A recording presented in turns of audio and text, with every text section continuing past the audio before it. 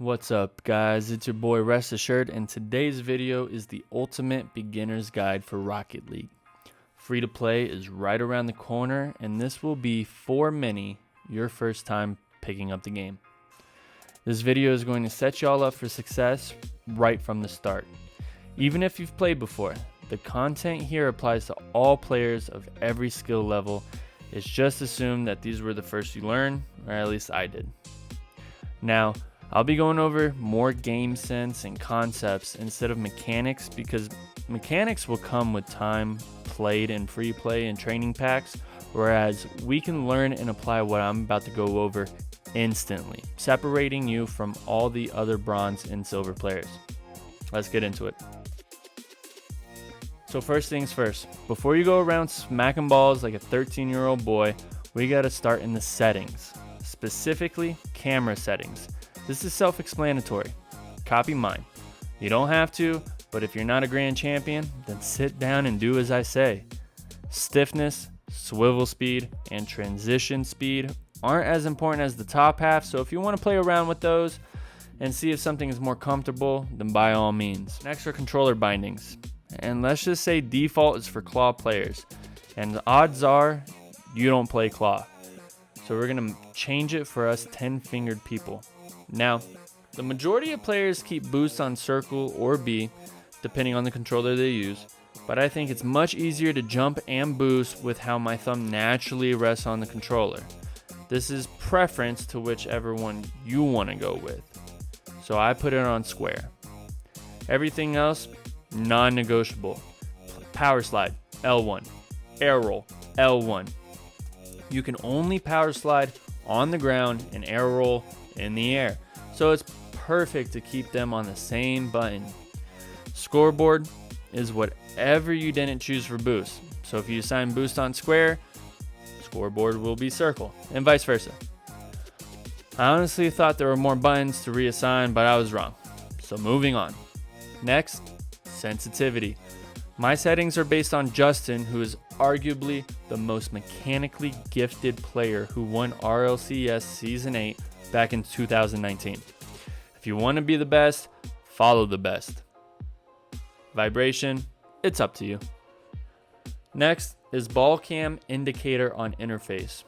Turn it off, it just gets in the way. If you already haven't completed the tutorials, that's your next step. Make sure you do both basic and advanced, since they aren't hard to complete and it will give you a good understanding of all the controls. Complete them as many times as it takes to get the buttons to stick. It'll go over the essential mechanics to get you started.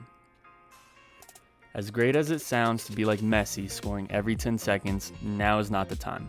First, you master defense. Go ahead and begin in the training section and go to goalie. Start with rookie and work your way up to all-star. Remember, defense wins games, so feel free to replay this as many times until you can at least score 70% on all-star. Being in the right place so you don't get scored on is crucial in Rocket League, because in bronze and the earlier ranks, all your teammates will chase the ball like some dogs, and you're going to be the well-trained breed. Essentially, there are two things we want to prevent at all times: double and triple commits, which is when you or your teammates attack the ball at the same time. And even though it may be tempting, pay attention to your team and make sure you are taking turns striking the ball, so there's always somebody in position to make a save if it backfires. In this clip, you can see all the opponents going up for a hit, and it leaves their net open for an easy goal, even though my team missed it. Next, we're going to talk about momentum. Most players start the game slow, clunky, uncoordinated, and that's normal, but implementing some basic mechanics is going to improve your speed and recovery so you don't end up upside down like me in this clip.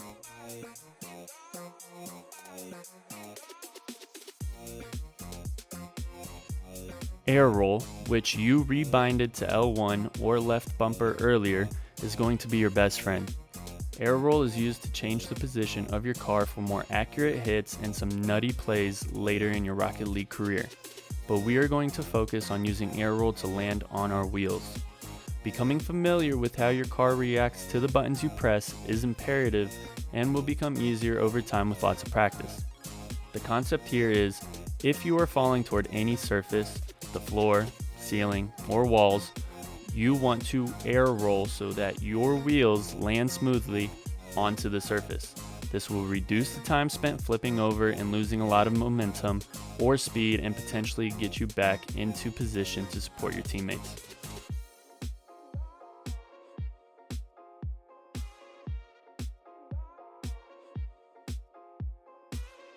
Okay, now that we have the boring stuff out of the way, let's learn how to half flip. The half flip is one of the easiest mechanics to master and is just as important. I'm sure you noticed by now that you can flip, also known as dodge, in this game. And dodging has many benefits to it. It can increase the power when you time it just right as you hit the ball. It can increase your speed, and it can help you readjust in midair to compensate for a misjudged approach on the ball. As I mentioned earlier, momentum will separate you from the rest of the pack, and a variant of the dodge is the half flip. This is used when you want to rotate backwards without having to waste time making a 3-point turn. And all it is a crooked backflip with a twist. Let me show you. To accomplish this mechanic, first hold reverse. As you're moving backwards, hold down and to the left on your left analog. Simultaneously press jump twice so you flip in the direction. As your car becomes belly up, let go of reverse and quickly shift the analog stick upward.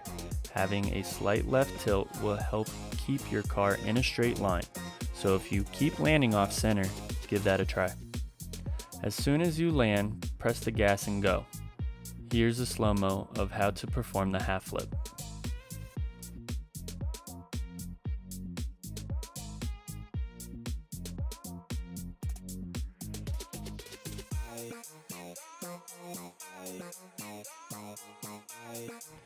If there is any mechanic to practice when you first start the game, it's this one.